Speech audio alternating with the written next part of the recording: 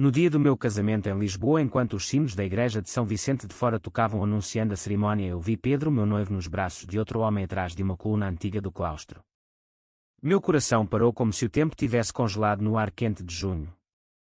Em vez de gritar ou correr para confrontá-lo, sorri para a minha mãe que ajustava a minha gravata e decidi ali mesmo que faria Pedro pagar por aquela traição de uma forma que ele nunca esquecesse nem em 1000 anos.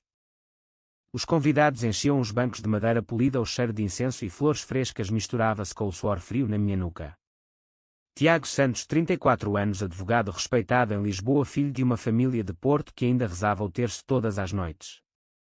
Pedro Almeida, o homem que eu amava há 5 anos, designer gráfico com sorriso fácil que conquistava todos. Tínhamos planeado tudo, o vestido feito à medida na baixa, o banquete no restaurante com vista para o Tejo, as alianças gravadas com as nossas iniciais. Mas agora via tudo ruir. O outro homem era mais novo, cabelo escuro, corpo atlético, beijava o pescoço de Pedro como se fosse dono dele. Eu conhecia aquele beijo. Era o mesmo que Pedro me dava quando chegava tarde do estúdio. Por dentro a minha mente gritava perguntas. Como pude ser tão cego? Há meses sentia que algo mudara nas mensagens curtas dele nas noites em que saía sozinho dizendo que era trabalho. Mas a família pressionava tanto. O meu pai, depois de anos sem falar comigo, depois que saí do armário, finalmente aceitara o casamento como prova de que eu era normal. A minha mãe chorara de felicidade ao ver o convite impresso em papel de linho. Os meus irmãos, todos casados com filhos, olhavam para mim como se este dia fosse a redenção da família. Se eu parasse agora, o escândalo destruiria não só a mim, mas a eles também. Não. Eu não ia dar esse prazer a ninguém. Caminhei até o altar com passos firmes, o sorriso colado no rosto como uma máscara. Pedro apareceu minutos depois, o cabelo ligeiramente despenteado, os olhos brilhantes de quem acabara de viver um momento proibido. Ele pegou na minha mão e sussurrou: "Estás lindo, amor." Eu apertei os dedos dele com força suficiente para doer, mas sorri de volta. Durante a cerimónia o padre falava de amor eterno e fidelidade. Eu repetia as palavras, mas na minha cabeça planejava o primeiro passo. Iria casar. Iria viver com ele. E depois, pouco a pouco, iria retirar o chão debaixo dos pés dele sem que ele percebesse, até ser tarde demais. Depois da bênção, os flashes das câmaras, os abraços dos convidados. A minha tia de Braga disse que eu parecia o noivo mais feliz do mundo. Pedro ria e posava para as fotos, o braço à volta da minha cintura como se nada tivesse acontecido. No carro a caminho do restaurante no Chiado, eu olhava pela janela para as ruas estreitas de Lisboa, o elétrico amarelo passando, e pensava no preço que ele pagaria. Primeiro iria descobrir tudo. Depois iria agir. O silêncio seria a minha arma mais afiada. No banquete o vinho corria, as músicas de fado tocavam baixinho ao fundo. Eu dancei com a minha mãe, ela chorava de emoção. Dancei com Pedro, o corpo dele contra o meu, mas a minha mente estava longe, calculando. Ele tinha um estúdio partilhado com sócios, eu como advogado podia influenciar contratos discretamente. Tinha amigos influentes na área da publicidade. Podia começar por aí. Quando a noite acabou e voltámos para o apartamento novo em Alfama com vista para o castelo, Pedro adormeceu rapidamente, exausto da festa. Eu fiquei acordado na varanda, o ar fresco da noite no rosto, e pela primeira vez senti uma calma estranha. A dor ainda queimava, mas agora tinha propósito. Ele ia arrepender-se. E eu ia assistir a cada segundo sem dizer uma palavra. Os primeiros meses de casamento foram uma atuação perfeita. Mudámos para um apartamento maior em Campo de Ourique. Pedro decorava as paredes com as suas pinturas abstratas. Eu ia para o escritório todos os dias como se tudo estivesse bem. Mas à noite, quando ele dormia, eu revia as mensagens no telemóvel dele que tinha copiado enquanto ele tomava banho. O nome Miguel aparecia dezenas de vezes. Encontros em hotéis baratos no bairro Alto, mensagens explícitas que me faziam sentir náuseas. A traição não era de um dia. Durava quase 2 anos. Desde antes do pedido de casamento.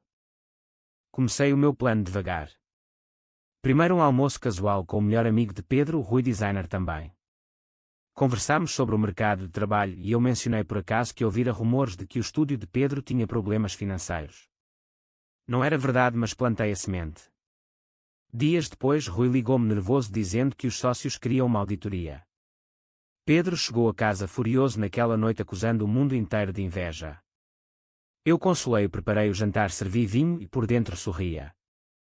Cada pequena rachadura no mundo dele era uma vitória minha. A família pressionava para que tivéssemos filhos. A minha mãe telefonava todas as semanas perguntando quando viria o neto. O meu pai enviava mensagens dizendo que um homem a sério constrói uma família. Eu respondia com promessas vagas, mas sabia que nunca teria filhos com ele. Não depois do que vira na igreja. Pedro, por sua vez, começava a mostrar sinais de stress. As noites fora aumentavam, ele dizia que eram deadlines, mas eu sabia que eram encontros com Miguel. Uma vez seguiu discretamente até um café em Príncipe Real e vi-os rir de mãos dadas. Não senti raiva, apenas determinação fria. O conflito interno crescia. Às vezes à noite acordava suado perguntando-me se estava a tornar-me no monstro que ele merecia. A vingança não era justiça. Era veneno que eu bebia também. Perdi peso, os meus colegas no escritório notavam que eu estava mais calado. Um dia a minha irmã mais nova veio visitar-nos de Porto e disse-me que eu parecia infeliz. Respondi que era só stress do trabalho, mas por dentro sentia o peso de todas as mentiras que construía. Ainda assim continuava. Descobri que Pedro desviara dinheiro do estúdio para pagar viagens com Miguel. Com a minha posição como advogado do escritório que representava um cliente grande, consegui que o contrato fosse revisto e o estúdio perdesse um projeto importante. Pedro chegou a casa pálido naquela noite dizendo que o ano ia ser difícil. Eu abracei-o e disse que íamos ultrapassar juntos. A mentira sabia a cinza na minha boca, mas o preço que ele pagava valia a pena. As festas de família em Porto eram as piores. O Natal com toda a gente reunida, o pai a fazer brindes ao casamento perfeito. Pedro bebia demais e contava anedotas que faziam todos rir. Eu observava e planejava o próximo passo. Um e-mail anónimo para os sócios do estúdio com provas de irregularidades financeiras que eu tinha copiado. Nada que o incriminasse diretamente, mas suficiente para gerar desconfiança. O ano novo chegou com fogos de artifício sobre o Tejo e eu fiz um brinde silencioso a mim mesmo. O jogo estava apenas a começar. O ano seguinte trouxe o primeiro confronto real. Miguel apareceu numa exposição de arte em Belém onde Pedro apresentava o seu novo portfólio. Eu estava lá como marido orgulhoso, mas vi o olhar que trocaram. Depois da festa, Miguel aproximou-se de mim no bar e disse baixinho que Pedro merecia mais do que uma vida fingida. Respondi com um sorriso calmo e mudei de assunto, mas por dentro a raiva fervia. Naquela noite em casa, Pedro estava distante. Perguntei se estava tudo bem e ele explodiu dizendo que se sentia preso. Era a primeira vez que admitia fragilidade. Eu ouvi em silêncio e no dia seguinte cancelei uma viagem que tínhamos planeado juntos, alegando trabalho urgente.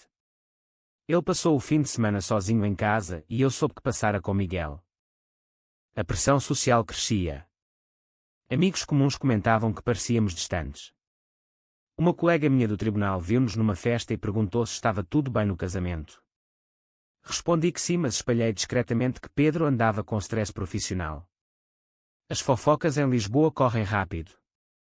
O estúdio perdeu mais 2 clientes. Pedro começou a beber mais, a discutir por nada.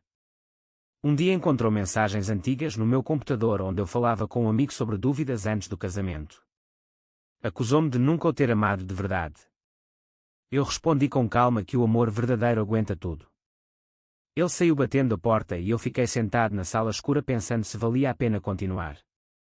O preço que eu pagava era a solidão constante, a perda de confiança em mim mesmo. Mas parar agora significaria que ele vencera. O golpe maior veio quando descobri que Miguel trabalhava num projeto com um primo meu. Encontrei-os a almoçar num restaurante em Saldanha. Tirei fotos discretas e enviei para o meu primo sem comentário. Dias depois o primo ligou-me furioso dizendo que Miguel tinha sido despedido por conflito de interesses. Pedro chegou a casa desesperado. Miguel culpava-o por tudo. Eles discutiram ao telefone e Pedro chorou pela primeira vez na minha frente. Eu consolei-o, mas no meu coração sentia uma satisfação amarga. O círculo fechava-se. Ainda assim a minha alma pesava. Perdi um caso importante no tribunal porque a minha cabeça não estava lá. A família notava que eu evitava festas. A minha mãe veio a Lisboa e disse-me que o casamento parecia vazio. Respondi que era fase. Mas por dentro perguntava-me se a vingança me estava a destruir mais do que a traição inicial. Encontrei um velho amigo da universidade, o André, que vivia em Sintra. Falámos horas sobre vida e escolhas. Ele não sabia nada, mas as suas palavras sobre honestidade tocaram-me. Ainda assim continuei. O próximo passo seria público, mas silencioso. A reunião familiar anual em casa dos meus pais em Porto foi o ponto de viragem. Toda a gente reunida, o jardim cheio de luzes, o cheiro a sardinha assada. Pedro bebia para esquecer os problemas do estúdio que agora corria risco de falência. Durante o jantar o meu pai fez um discurso sobre lealdade na família. Eu levantei-me e disse calmamente que tinha algo a partilhar. Mostrei no projetor do computador slides com extratos bancários que provavam os desvios de Pedro. Nada ilegal o suficiente para tribunal, mas o suficiente para a família ver a verdade. O silêncio caiu como uma pedra. Pedro empalideceu. A minha mãe cobriu a boca com a mão. O meu pai olhou para ele com desprezo.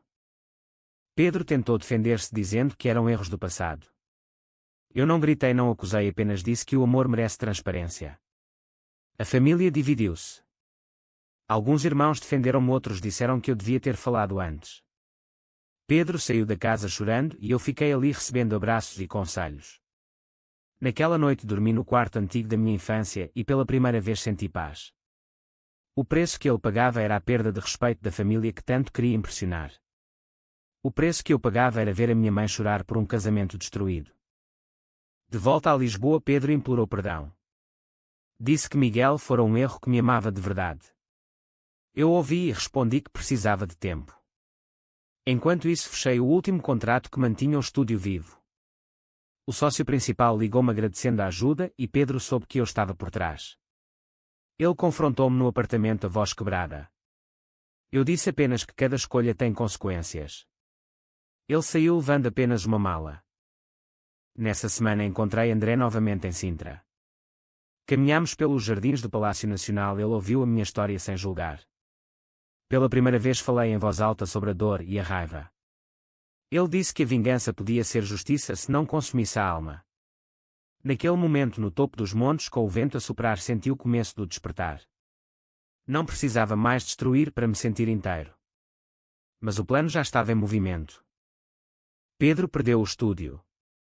Os amigos afastaram-se, a reputação em Lisboa ficou manchada. Ele mudou-se para um apartamento pequeno em Almada e começou a trabalhar como freelancer mal pago. Eu soube por amigos comuns que ele perguntava por mim, que dizia que arruinara a vida dele. Um dia ele apareceu no meu escritório magro e cansado, implorando uma segunda chance. Eu olhei para ele e vi apenas um homem quebrado pelo peso das próprias escolhas. Disse-lhe que o perdão vinha com o tempo, mas que algumas coisas nunca voltavam ao lugar. Ele saiu cabisbaixo e eu soube que o arrependimento o acompanharia para sempre. Mudei-me para uma casa pequena em Cascais com vista para o mar. Recomecei a vida devagar. O trabalho continuou, mas agora com mais equilíbrio. A família aos poucos aceitou o divórcio discreto. A minha mãe ainda telefonava preocupada, mas via que eu estava mais leve.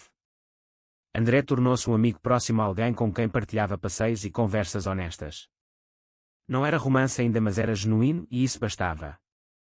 Olhando para trás, via o caminho percorrido. A traição do Pedro partira-me, mas a minha resposta silenciosa reconstruíra-me mais forte. Tinha perdido amigos e ilusões e parte da inocência, mas ganhara liberdade e respeito por mim mesmo.